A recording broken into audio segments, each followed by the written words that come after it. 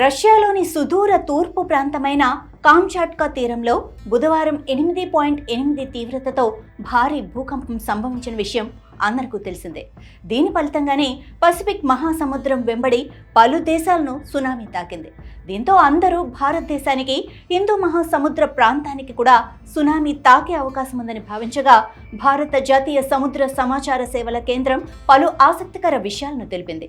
ముఖ్యంగా ఇండియా మహాసముద్ర ప్రాంతానికి ఎలాంటి సునామీ ముప్పు లేదని స్పష్టం చేసింది. ఇన్కాయిస్ ఈ మేరకే ఎక్స్ వేదికగా ఓ పోస్ట్ పెట్టింది. అందులో కామ్చాట్కా తూర్పు తీరంలో 8.8 తీవ్రతతో భూకంపం వచ్చిందని, అనంతరం సునామీ తాకిందని చెప్పింది. అయితే దీని కారణంగా భారత్కు ఎలాంటి సునామీ ముప్పు లేదని పేర్కొంది. అలాగే హిందూ మహాసముద్ర తీర ప్రాంతాలకు కూడా ఎలాంటి ముప్పు లేదని రాసుకొచ్చింది. INCOIS అధికారులు సైతం మాట్లాడుతూ భారత్కు సునామీ ముప్పు లేదని, ప్రజలు భయపడాల్సిన అవసరం లేదని భరోసా ఇచ్చారు. ఈ భూకంపం హిందూ మహాసముద్రానికి దూరంగా ఉండటం వల్ల సునామీ తరంగాలు భారత తీరాన్ని చేరే అవకాశం లేదని స్పష్టం చేశారు. INCOIS నిరంతరం పరిస్థితిని పర్యవేక్షిస్తోందని, అవసరమైతే తక్షణ సమాచారాన్ని అందించడానికి సిద్ధంగా ఉందని పేర్కొన్నారు. భూకంపం సంభవించిన వెంటనే జపాన్, అమెరికా, పలు పసిఫిక్ దీవులు, చీలీ, సోలమన్ దీవులు, రష్యా, ఈక్వెడార్ వంటి దేశాలకు సునామీ హెచ్చరికలు జారీ అయ్యాయి. హైక్వెడో దీవిలోని నెమరోలో సుమారు 3 మీటర్ల ఎత్తున సునామీ తరంగాలు తీరాన్ని తాకాయి.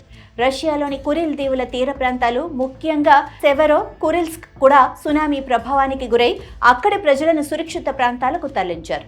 పసిఫిక్ సునామీ హెచ్చరిక కేంద్రం PTWC అంచనా ప్రకారం కోస్టారికా, ఫ్రెంచ్ పాలినేషియా, గవాయ్, Hawaii, Japan, Kiribati, Midway island, Palmyra island, Peru, Samoa, Chile, Japan, Solomon దీవులకు 1 నుంచి 3 మీటర్ల ఎత్తు వరకు అలలు ఎగసిపడే అవకాశం ఉంది.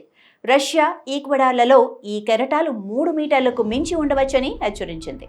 అంతేకాకుండా అంటార్క్టికా, ఆస్ట్రేలియా, చుక్, కొలంబియా, కుక్ దీవులు, El Salvador, Fiji, Guatemala, Indonesia, Mexico, New Zealand, Nicaragua, Panama, Papua న్యూగిని, Philippines, Taiwan తదితర దేశాల్లో 0.3 నుంచి 1 మీటర్ ఎత్తు వరకు అలలు వచ్చే అవకాశం ఉందని చెప్పింది. ఇక 0.3 మీటర్ల కంటే తక్కువ ఎత్తులో అలలు వచ్చే ముప్పు ఉన్న జాబితాలో బ్రూనై, చైనా, ఉత్తర కొరియా, దక్షిణ కొరియా, మలేషియా, వియత్నాం దేశాలున్నాయి.